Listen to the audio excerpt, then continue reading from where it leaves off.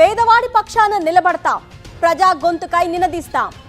Voice of voiceless, తెలుగువారి మనస్సాక్షి సాక్షి TV. సాక్షి TV ప్రసారాల కోసం మీ స్థానిక కేబుల్ ఆపరేటర్ను వెంటనే సంప్రదించండి. శ్రీకాళహస్తికి చెందిన డ్రైవర్ రాయుడు హత్య కేసులో ప్రతిరోజు పోలీస్ స్టేషన్లో హాజరవుతున్నారు జనసేన ఇన్ఛార్జ్ కోట వినుత. ఈ కేసులో A3గా ఉన్న వినుతకు ఇటీవలే మద్రాస్ చీఫ్ సెషన్స్ కోర్టు షరతులతో కూడిన బెయిల్ ఇచ్చింది. విచారణ పూర్తయ్యే వరకు చెన్నై C3 7 హిల్స్ పోలీస్ స్టేషన్లో ప్రతిరోజు ఉదయం 10 గంటల్లోపు సంతకం చేయాలని ఆదేశించింది. ఈ మేరకు 3 రోజులుగా స్టేషన్కు వెళ్తున్న వినుత సంతకం చేస్తున్నారు. తన వద్ద డ్రైవర్గా పనిచేస్తున్న రాయుడుతో వినుత సన్నిహితంగా ఉన్న ఫోటోలు వెలుగులోకొచ్చాయి. టీడీపీ నేత బొజ్జల సుధీర్ రెడ్డి ఆదేశాలతోనే బెడ్రూమ్లో కెమెరాలు పెట్టి రికార్డు చేశారనే ఆరోపణలు వెల్లువెత్తాయి. ఈ క్రమంలోనే డ్రైవర్ రాయుడు చెన్నైలో దారుణ హత్యకు గురయ్యాడు. ఈ కేసులో జనసేన ఇన్ఛార్జ్ వినుత, ఆమె భర్త సహా 5గురిని అరెస్టు చేశారు పోలీసులు. పోలీస్ స్టేషన్లో సంతకం చేసేందుకు న్యాయవాదితో కలిసి బైక్పై వచ్చిన వినుత మీడియాతో మాట్లాడేందుకు నిరాకరించారు. ఈ అంశానికి సంబంధించి మరింత సమాచారం చెన్నై నుంచి మా ప్రతినిధి విజయమూర్తి అందిస్తారు. తిరుపతి జిల్లా శ్రీకాళహస్తి జనసేన పార్టీ ఇన్ఛార్జ్ వినూత కోట కండిషన్ బెయిల్ పైన విడుదలయ్యారు. ప్రస్తుతం ఆమె 3వ రోజు సంతకం పెట్టేందుకు చెన్నై నగరంలో ఉన్నటువంటి C3 7 హిల్స్ పోలీస్ స్టేషన్ దగ్గరికి రావడం జరిగింది. ప్రస్తుతం ఆమె మనకు అందుబాటులో ఉన్నారు. ఈ స్టేషన్ కి సంబంధించి ఒక్క నిమిషం మేడం, ఈ స్టేషన్ కి సంబంధించి కండిషన్ బెయిల్ పైన ఉన్నటువంటి వినూత కోట సంతకం చేసి ఆమె ఇప్పుడు మళ్ళీ తిరిగి వెళ్తున్నటువంటి పరిస్థితి కనిపిస్తోంది.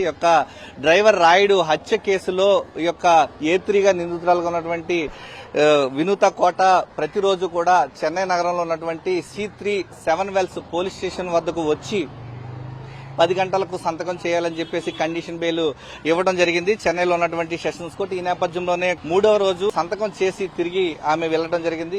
కేసులో మొత్తం 5గురు నిందితులు ఉన్నారు. వినూత కోట భర్త చంద్రబాబుతో పాటు డ్రైవర్ తాసర్, ఇటు హత్యకు సహకారం అందించినటువంటి శివశంకర్ తో పాటు గోపిల్ కూడా ప్రస్తుతం వాళ్ళు రిమాండ్ లో ఉన్నారు. నిన్న వాళ్ళు వీడియో కాన్ఫరెన్స్ ద్వారా 8వ మెట్రోపాలిటన్ జడ్జి ఎదుట వారు హాజరవడం కూడా జరిగింది.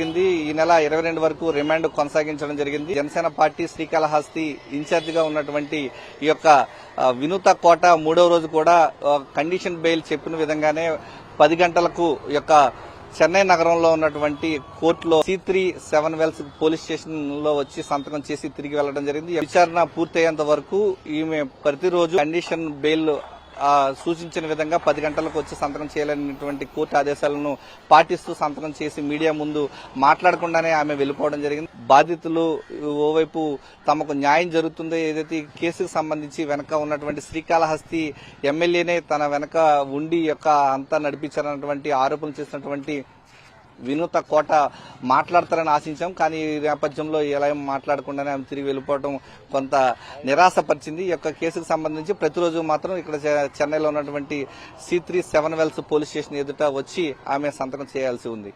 కెమెరామెన్ ఎల్ఐతో విజయమూర్తి, సాక్షి టీవీ, చెన్నై నగరం నుంచి.